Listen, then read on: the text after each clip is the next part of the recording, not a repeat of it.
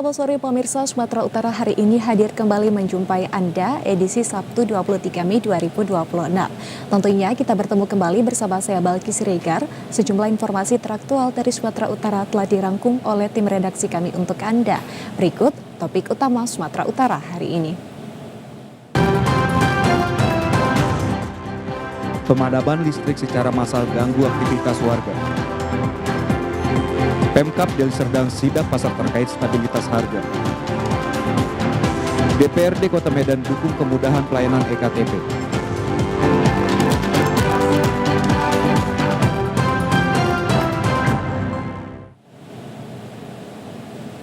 Pemirsa, akibat pemadaman listrik secara massal menyebabkan aktivitas warga terganggu. Sebagian pemilik toko yang menggunakan jasa listrik terpaksa tutup lebih awal.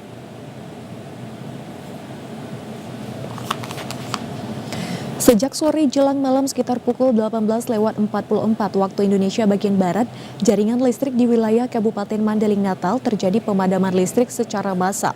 Pemadaman listrik membuat aktivitas masyarakat terganggu, terkhusus bagi usaha yang menggunakan jasa listrik untuk usaha, seperti pemilik usaha fotokopi, warnet, konter handphone terpaksa tutup terlebih dahulu.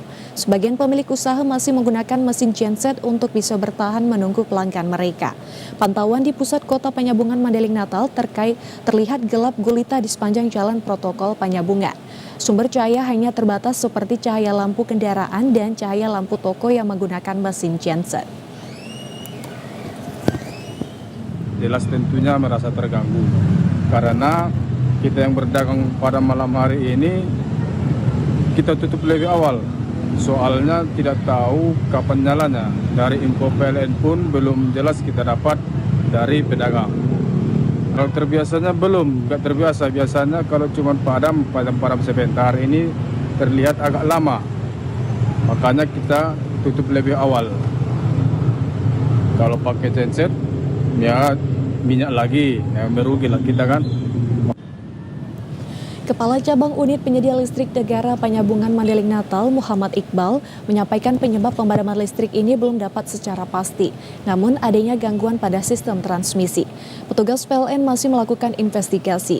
Pemadaman listrik ini tidak hanya terjadi di Sumatera Utara, tetapi di Sumatera bagian utara seperti Aceh dan Sumatera Barat. Nah, jadi saat ini PLN masih sedang melakukan investigasi. Yang dapat kami sampaikan sampai saat ini ada gangguan di sistem transmisi kita ya, sistem transmisi Sumatera bagian utara. Nah, untuk estimasi lama padamnya ini kita belum bisa sampaikan secara resmi karena penyebab pastinya ini masih sedang diinvestigasi oleh sistem transmisi di Sumatera bagian utara. Kami himbau masyarakat untuk tetap tenang dan tidak panik. Nanti informasi perkembangan penanganan gangguan akan dapat disampaikan secara berkala ya, melalui aplikasi PLN Mobile, layanan kontak center PLN 123 ataupun melalui kantor-kantor unit PLN terdekat. Dihimbau kepada masyarakat agar tidak panik, tim masih terus bekerja untuk mencari titik persoalan pemadaman listrik. Pemirsa, Kota Medan mengalami pemadaman listrik sejak kemarin malam hingga siang tadi. Bahkan sebagian wilayah masih mengalami pemadaman yang membuat sejumlah kegiatan warga terganggu. Menanggapi masalah ini, manajer PLN UID Sumatera Utara, Dharma Saputra, mengatakan bahwa pemadaman listrik terjadi karena adanya gangguan pada transmisi 275 kV muara Bungo, Sungai Rumbai di Kabupaten Bungo, Provinsi Jambi yang disebabkan oleh cuaca buruk. Saat ini tim PLN telah berhasil mengatasi gangguan tersebut dan terus mempercepat pemulihan pada sisi pembangkit secara bertahap agar pasokan listrik di wilayah terdampak dapat segera kembali normal. Masyarakat dapat memantau perkembangan informasi melalui call center PLN. Sejumlah lampu lalu lintas di beberapa titik persimpangan Kota Medan mulai menyala kembali secara bertahap, sedangkan beberapa lainnya masih padam. Tidak jarang aktivitas warga juga sangat terganggu karena situasi rumah yang tidak dapat menghidupkan kipas angin dan pendingin ruangan. Masyarakat berharap PLN segera menormalkan kembali aliran listrik ke rumah-rumah, karena jika listrik padam, alat elektronik di rumah tangga bisa mengalami kerusakan.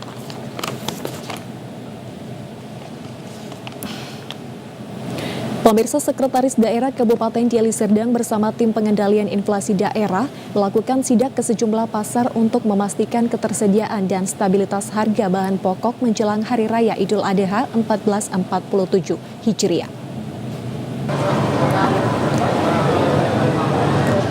Pada sidak di Pasar Bakaran Batu, sejumlah harga pangan terpantau masih stabil. Di antaranya cabai merah Rp31.000 per kilogram, bawang merah Rp38.000 per kilogram, beras non-SPHP sekitar Rp14.000 per kilogram, ayam Rp28.000 per kilogram, serta daging sapi bertahan di kisaran Rp140.000 per kilogram. Sekretaris Daerah Dedi Maswardi mengatakan Pemkab Deli Serdang bersama tim turun langsung ke pasar untuk memantau harga kebutuhan menjelang Hari Raya Idul Adha. Dari hasil komunikasi dengan para pedagang, harga masih terkendali dan berada dalam rentang harga normal. Sekda menegaskan bahwa pemerintah daerah rutin melakukan pemantauan pasar untuk memastikan tidak terjadi gejolak harga menjelang Hari Besar Keagamaan, sekaligus tindak lanjut arahan Menteri Dalam Negeri terkait pelaksanaan 9 langkah konkret pengendalian inflasi di daerah. Kegiatan kita rutin kita lakukan. Tidak di hari-hari besar pun selalu kita pantau lonjakan harga dalam rangka pengendalian inflasi. Tapi ini karena khusus mau menjelang hari-hari besar keagamaan, kita adakan kegiatan mengunjungi pasar. Setelah ini mungkin kita akan menuju ke Merawai supaya harganya tetap terkendali. Karena ini juga terkait dengan bagaimana kita melakukan pengendalian inflasi di kota ini. Satu pedagang Birong mengatakan meminta sidak harus rutin dilakukan agar harga kebutuhan pokok dapat terkendali. Selain itu, para pedagang menginginkan agar kiosnya diperluas dan tidak sempit seperti yang sekarang ini.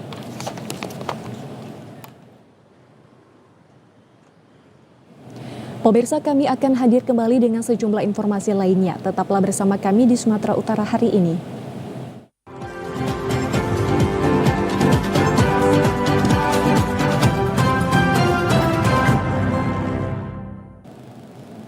Pemirsa, Ketua DPRD Kota Medan Wang Chunsen mendorong peningkatan pelayanan administrasi kependudukan melalui pengoperasian kembali layanan perekaman EKTP di 7 kecamatan.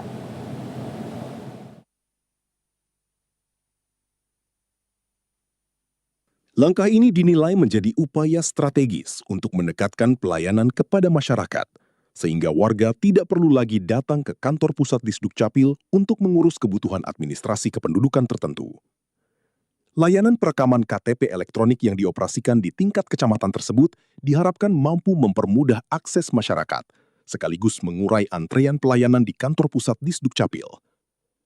Pada tahap awal, layanan ini mencakup berbagai kebutuhan, seperti perekaman pemula, penggantian KTP rusak, cetak ulang, hingga penggantian KTP hilang di 7 kecamatan, yakni Kecamatan Medan Belawan, Kecamatan Medan Deli, Kecamatan Medan Labuhan, Medan Tuntungan, Kecamatan Medan Juhor, dan Kecamatan Medan Marelan, serta Medan Denai, dengan target pengembangan ke seluruh kecamatan di Kota Medan secara bertahap. Ketua DPRD Kota Medan, Wong Chunsen, mengatakan upaya pelayanan yang semakin dekat, cepat, dan efisien harus terus ditingkatkan guna melayani masyarakat agar lebih maksimal. Selama ini kan terfokus di kantor Disdukcapil, jadi sehingga masyarakat yang berada di pinggiran sangat sulit untuk datang ke kota. Jadi makanya kita hidupkan kembali, ya ada 7 titik nanti sampai 21 kecamatan, sehingga masyarakat lebih dekat untuk mengurus izin-izin itu, dan semua gratis. Pemirsa, Wali Kota Medan Riko Waas menegaskan komitmennya untuk menjalankan pengolahan sampah menjadi energi listrik atau PSLEL pada 2026 sebagai solusi jangka panjang dalam mengatasi persoalan sampah perkotaan. Dalam pengembangannya, PSEL Medan Raya ditargetkan mampu mengolah sekitar 2.000 ton sampah per hari yang berasal dari Kota Medan dan Kabupaten Deli Serdang. Data tersebut mencakup sekitar 1.700 ton sampah dari Medan dan tambahan dari wilayah penyangga, sehingga proyek ini diharapkan tidak hanya mengurangi beban tempat pembuangan akhir atau TPA, tetapi juga mendukung penyediaan energi terbarukan di Sumatera Utara. Untuk mendukung proyek tersebut, Pemko Medan juga telah menyiapkan lahan dan anggaran sebagai bagian dari tahapan realisasi program pada 2026. Wali Kota Medan, Riko Triputra Bayu Waas, mengatakan PSEL 2026 merupakan bentuk komitmen pemerintah dalam menghadirkan solusi nyata terhadap persoalan sampah di Kota Medan. Sedang dalam proses karena lahan sudah ada, tinggal nanti bagaimana dari Danantara mulai bisa membangunnya. Saya rasa ini proyeknya sudah tinggal berjalan, di mana kalau kita sudah menandatanganan berarti sudah mulai proses dalam pembangunan tersebut, dan tahun ini harus sudah mulai berjalan. Kota Medan ini penghasilan sampahnya cukup besar, bisa sampai 1.500-1.700 ton per harinya. Nah, kalau misalnya kita hanya bergantung menampung di TPA saja, tahun 2029 sampah ini akan membludak, overload, dan membahayakan untuk masyarakat kita semuanya. Maka dari itu perlahan-lahan sampah tersebut harus bisa terkuras habis dan hilang. Ya. Maka dari itu dibangunlah PSL ini yang bisa nantinya mereduksi sampah tersebut sehingga dan bahkan bisa menjadi energi listrik. Nah, ini menjadi manfaatnya menjadi dua, hilangnya sampah, menambahnya energi listrik. Jadi manfaat seperti ini baik sekali. Ini harapan untuk kita semua dan bisa membuat dunia kita, bumi kita semakin lama semakin sehat sehingga tidak penumpukan sampah tidak lagi menggunung. Perlahan-lahan itu arahnya akan ke sana. Pemirsa, rapat dengar pendapat di ruang paripurna DPRD Tapanuli Utara menuai pro dan kontra terkait ketidaksinkronan data antara pihak Pupuk Indonesia, distributor hingga petugas penyuluh lapangan atau PPL.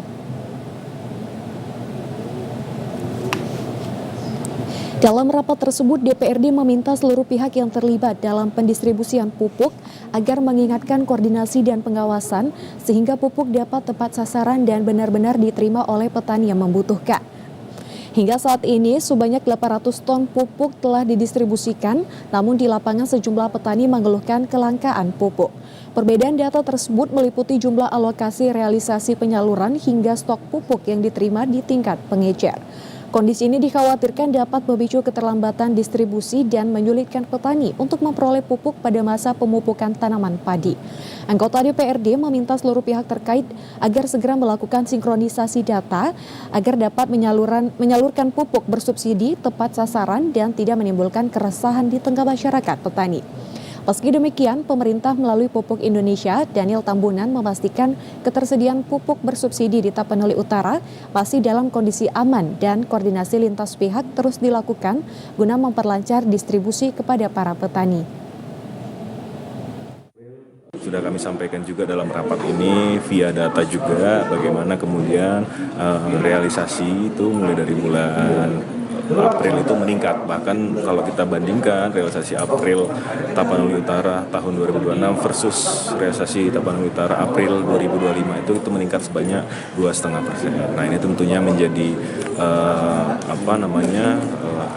berita baik bagi petani Tapanuli Utara yang tentunya kita harapkan tidak berhenti di bulan April saja, tapi setelah bulan-bulan selanjutnya setelah kebijakan ini dilakukan. Nah, harapannya bagi seluruh PUD dan PPTS di Tapanuli Utara sekarang stok kita sudah mencukupi di gudang lini 3 Tapanuli Utara. Segera nanti kita mintakan PUD untuk segera melakukan penembusan. Setelah PUD melakukan penembusan, pupuk itu akan disalurkan ke PPTS di Kabupaten Tapanuli Utara. Pemirsa, kami akan hadir kembali dengan sejumlah informasi lainnya. Tetaplah bersama kami di Sumatera Utara hari ini.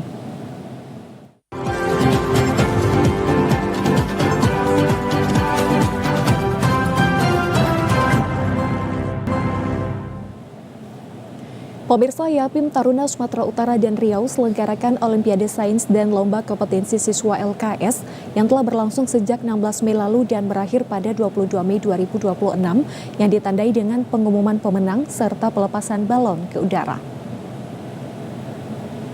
Olimpiade Sains dan LKS ini diikuti oleh tingkat SMP dengan bidang lomba matematika dan IPA terpadu. Untuk tingkat SMA, fisika, kimia, biologi, dan matematika. Sedangkan tingkat SMK, TKR, LKS, automobile, teknologi, dan SMK, TKJ, LKS, IT Networking. Ketua Panitia LB Agus Sembiring menyampaikan dasar giat ini dalam rangka Hardiknas 2026. Sementara itu Kabid Pembinaan Yapim Taruna Sumut Riau menyampaikan tujuan Olimpiade ini guna melihat kemampuan siswa Yapim yang berada pada 28 daerah di Sumut dan Riau. Selain itu, Asnawati Situngkir berharap melalui Olimpiade ini menjadi motivasi bagi setiap siswa agar lebih meningkatkan kompetensinya. Tentunya dengan kegiatan ini kita bisa mempersatukan mereka dan melalui Olimpiade inilah kita mengetahui siswa yang berprestasi di unit masing-masing. Untuk lebih memotivasi siswa-siswi lebih taat dan rajin belajar ya. Itu di bidang akademik untuk tingkat SMP dan SMA, tentunya di bidang keterampilan untuk tingkat SMK. Yapim Sumatera Utara Riau, bangkit dan jaya! Pemenang Olimpiade mendapatkan trofi, sertifikat, dan uang pembinaan dari yayasan. Seluruh kepala sekolah dan guru memberikan apresiasi kepada seluruh peserta yang ikut ambil bagian.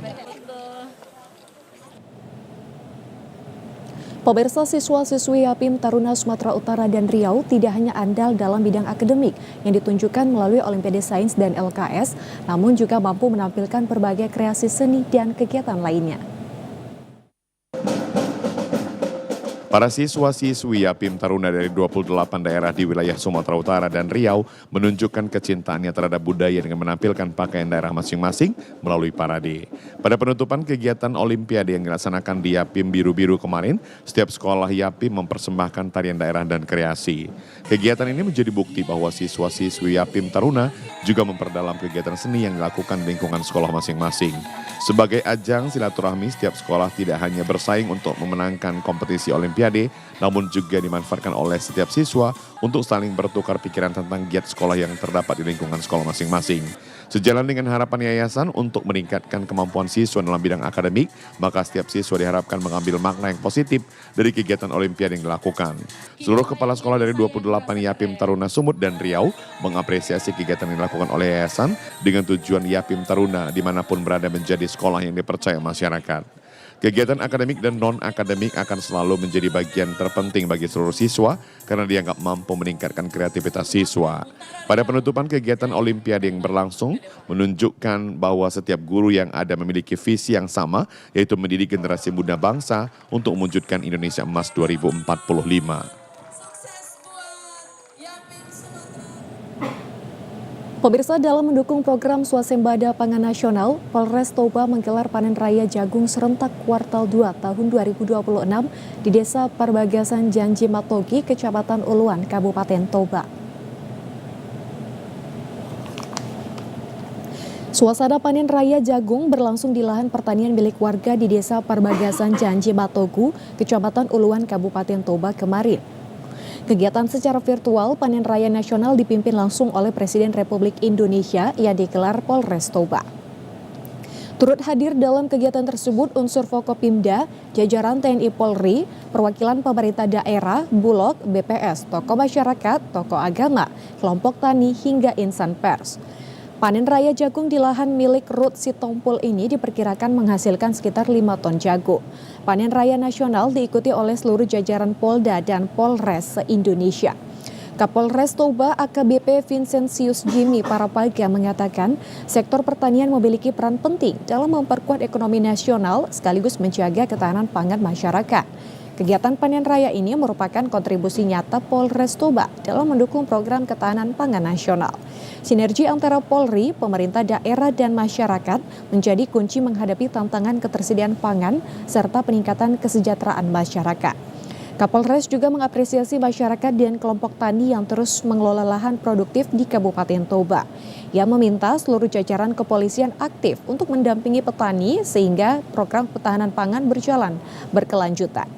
Melalui kegiatan ini, Polres Toba menegaskan komitmennya mendukung kebijakan pemerintah dalam memperkuat ketahanan pangan nasional sekaligus menjaga stabilitas ekonomi dan keamanan masyarakat. Sebenarnya kami dari jajaran Polres kita siap untuk membeli jagung di masyarakat. Dan kita juga siap untuk nanti mendistribusikan di Bulog. Ini yang memang karena salah satu asta-cita Bapak Presiden kita, sehingga polisi tentunya dengan dibantu oleh pemerintah, kita sama-sama mensukseskan ketahanan pangan di bidang jagung. Pemirsa, program TNI Manunggal Membangun Desa ke-128 tahun anggaran 2026 Kodim 0203 Langkat resmi ditutup melalui upacara penutupan di lapangan Desa Pasar Rawa, Kabupaten Langkat, Kamis pagi. Pangdam 1 Bukit Barisan Majen TNI Hendi Antariksa menyebutkan bahwa program TMMD ini untuk kesejahteraan rakyat dirasakan di negeri kaya. Selama 1 bulan penuh, program TMMD ke-128 tahun anggaran 2026 dilaksanakan di Desa Pasar Rawa, meliputi pembangunan jalan penghubung 3 dusun sepanjang 1,5 km, rehabilitasi 5 unit rumah tidak layak huni, serta pembangunan titik air bersih. Program TMMD ini dimulai dari tanggal 22 April sampai dengan 21 Mei 2026 yang melibatkan 150 prajurit TNI. Pangdam 1 Bukit Barisan Majen TNI Hendi Antariksa menyebutkan bahwa program TMMD di wilayah Kodim 0203 Langkat meliputi Desa Pasar Rawa, Kecamatan Gebang. TMMD ini meliputi pembangunan jalan penghubung 3 dusun di desa tersebut sepanjang 1,5 km, rehabilitasi 5 unit rumah tidak layak huni, serta pembangunan 5 titik air bersih, 5 unit MCK, pembangunan jembatan, perbaikan sanitasi dan pembangunan 1 unit pos kamling untuk memperkuat keamanan lingkungan desa.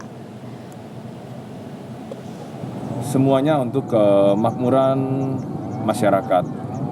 TMMD ini diselenggarakan untuk memanunggalkan, mensinergikan TNI dengan masyarakat dan juga pada unsur-unsur tokoh-tokoh atau elemen-elemen masyarakat lainnya.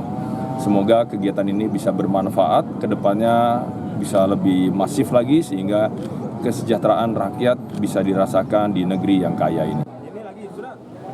Program TMMD ini bertujuan untuk membantu pemerintah dalam membangun infrastruktur di desa, serta diharapkan mampu menjadi kesejahteraan masyarakat desa tersebut dan meningkatkan roda perekonomian.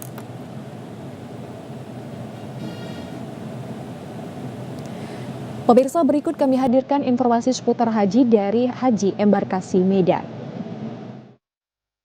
Labbaik Allahumma labbaik, labbaik.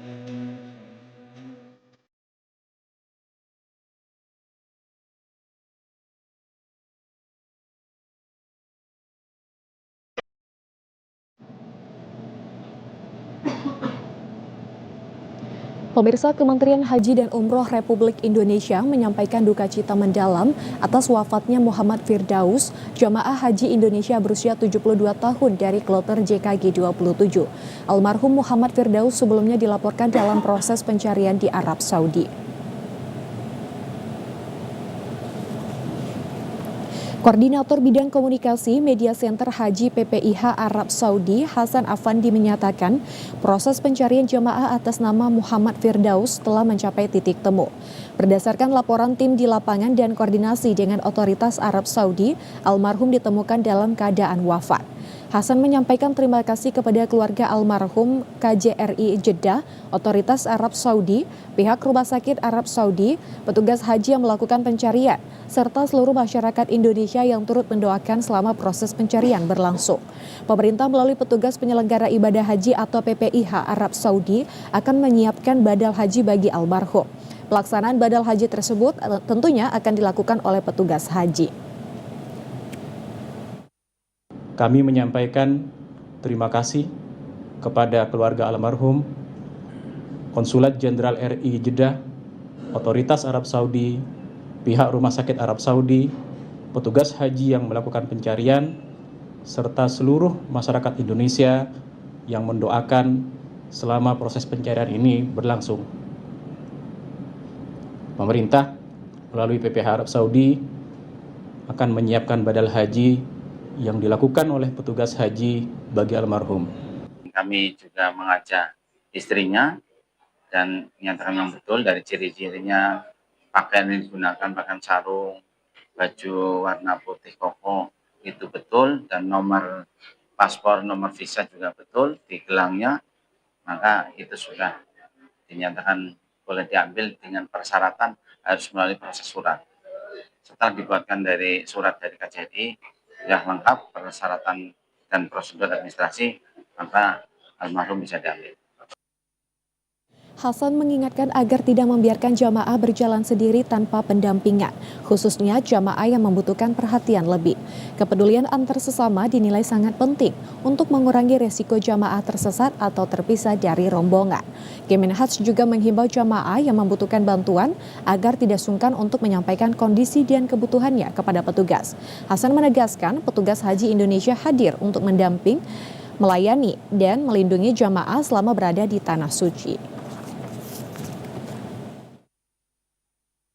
Pemirsa, Menteri Haji dan Umroh RI Muhammad Irfan Yusuf meminta dapur penyedia konsumsi jamaah haji Indonesia agar dapat memastikan logistik tidak terkendala saat fase puncak haji di Arafah, Musdalifah, Mina, dan Armusna. Menteri Haji dan Umroh Muhammad Irfan Yusuf didampingi penasihat khusus Presiden Bidang Haji Muhadir Effendi, perwakilan Nahdlatul Ulama Kiai Haji Asef Saifuddin Khalim, serta perwakilan Muhammadiyah Profesor Hasim Syah Nasution meninjau kesiapan dapur penyedia makanan ready to eat atau siap santap di Dapur Mada. Pada kesempatan ini, Gus Irfan dan rombongan meninjau proses penyiapan makanan, kondisi gudang beras, hingga pengelolaan makanan di dapur.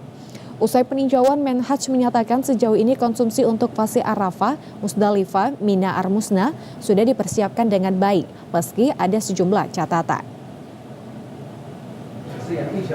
Tadi memang ada kendala bagaimana logistiknya masih tersendat, tapi karena masih ada waktu 3-4 hari, saya minta mereka untuk memastikan bahwa logistiknya harus benar-benar tersedia.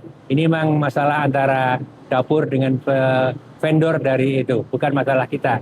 Tapi kita karena kita terkait dengan itu, maka kita juga harus memaksa, mempush supaya benar-benar terdeliver kepada jamaah haji kita. Jamaah Haji Indonesia pada 7, 8, dan 13 Zulhijjah akan mendapatkan 6 paket makanan siap santap. Paket makanan ini tidak perlu dibawa ke Armusna karena di sana akan mendapatkan paket RTE lagi yang jumlahnya 15 porsi.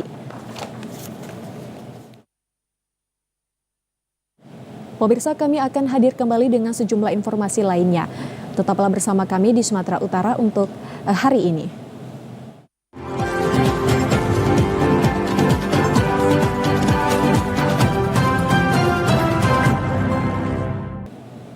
Pemirsa, Perguruan Al-Azhar Medan dan Perguruan Ar-Rahman menyelenggarakan manasik haji bagi siswa-siswi mulai dari sekolah luar biasa, playgroup TK, SD, SMP hingga SMA dengan tujuan agar setiap siswa memahami tata cara pelaksanaan ibadah haji. Manasik haji merupakan simulasi ibadah haji yang bertujuan untuk mengenalkan tata cara pelaksanaan haji kepada anak-anak sejak dini. Kegiatan ini tidak hanya sekedar praktik, tetapi juga sarana untuk menanamkan nilai-nilai spiritual, kedisiplinan, dan kebersamaan. Kegiatan manasik haji bagi siswa-siswi Perguruan Al-Azhar dan Ar-Rahman Percut dilakukan secara komprehensif dengan menggabungkan pembelajaran teori dan praktek langsung. Siswa-siswi diajak untuk mengenakan pakaian ihram, melakukan tawaf, sa'i antara bukit, Safa dan Marwah, dan juga simulasi lempar jumroh.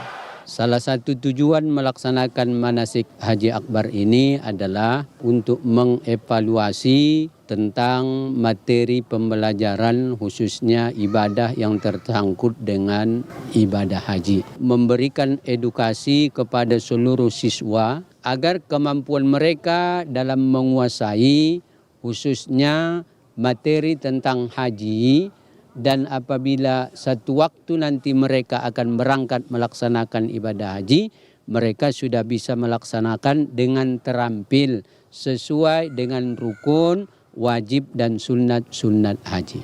Manasik haji dilakukan dengan penuh hikmat karena diikuti dengan penuh antusias oleh para siswa-siswi, baik SLB, playgroup TK hingga siswa-siswi SMA.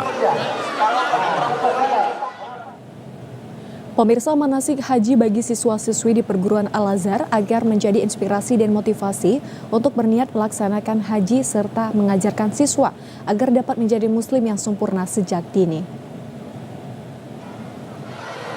Ibadah haji merupakan ibadah yang menyempurnakan keislaman seorang muslim sesuai dengan posisinya yang merupakan rukun Islam kelima. Setiap muslim yang memiliki kemampuan untuk melaksanakannya diharapkan dapat mengikuti ibadah haji tersebut dengan sebaik-baiknya. Untuk dapat melaksanakan ibadah haji, maka kegiatan manasik haji ini merupakan salah satu pembekalannya, yaitu agar siswa memahami tata cara pelaksanaan ibadah haji dan mengimplementasikan pembelajaran praktik ibadah yang menjadi salah satu materi mata pelajaran agama Islam dalam konteks yang benar-benar menyerupai dengan pelaksanaan yang sesungguhnya di Mekah. Menurut Ketua Lembaga Pengembangan Ilmu Agama LPIA Perguruan Al-Azhar Medan Haji Syamsuddin, manasik haji ini akan memberikan pengalaman yang real, kontekstual, dan berkesan kepada siswa-siswi SLB, TK hingga SMA Perguruan Al-Azhar dan Ar-Rahman Percut. Kegiatan manasik ini merupakan kegiatan rutin tahunan yang dilaksanakan di Perguruan Al-Azhar Medan, dibimbing langsung oleh para guru-guru yang ada di Perguruan Al-Azhar Medan. Giat manasik haji diharapkan memberikan pemahaman kepada siswa dalam melaksanakan ibadah haji di Tanah Suci. Ibadah haji ataupun umroh bukan sekedar melaksanakan seluruh rangkaian rukun, wajib dan sunnah, akan tetapi bagaimana seorang muslim itu mampu berakhlakul karimah kepada orang lain di tengah ia mendapati berbagai kesempitan dan kesulitan dalam beribadah. Pemirsa, demikian informasi tadi sekaligus menutup perjumpaan kita di Sumatera Utara hari ini. Saya Balki Siregar mengucapkan terima kasih atas perhatian Anda. Selamat sore dan sampai jumpa.